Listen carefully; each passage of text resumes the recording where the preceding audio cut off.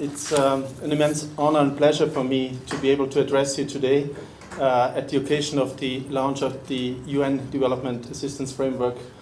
I'm speaking to you in my double capacity, on the one hand as co-chair of the Development Partners Group at level of heads of cooperation, and as well in the capacity as head of development cooperation of the European Union.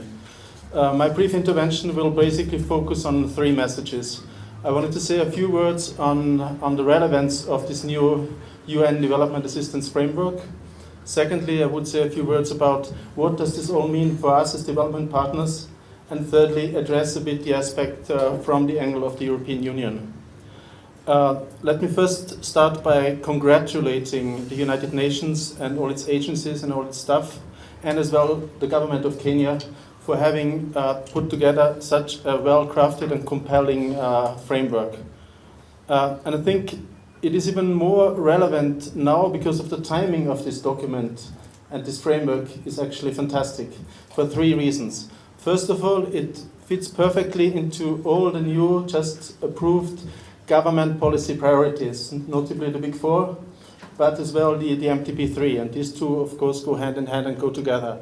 So buying in and aligning to such a policy and strategy put forward by the government comes perfect in terms of timing.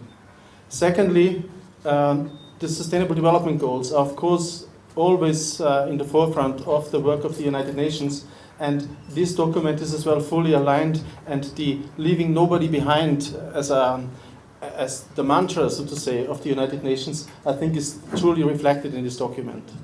And thirdly, I think it is important as well to mention that the recently approved UN reform is truly reflected and goes hand in hand with this document, because this reform basically focuses on increased accountability, it focuses on more results in delivery, and it gives a strong role and presence of the resident coordinator.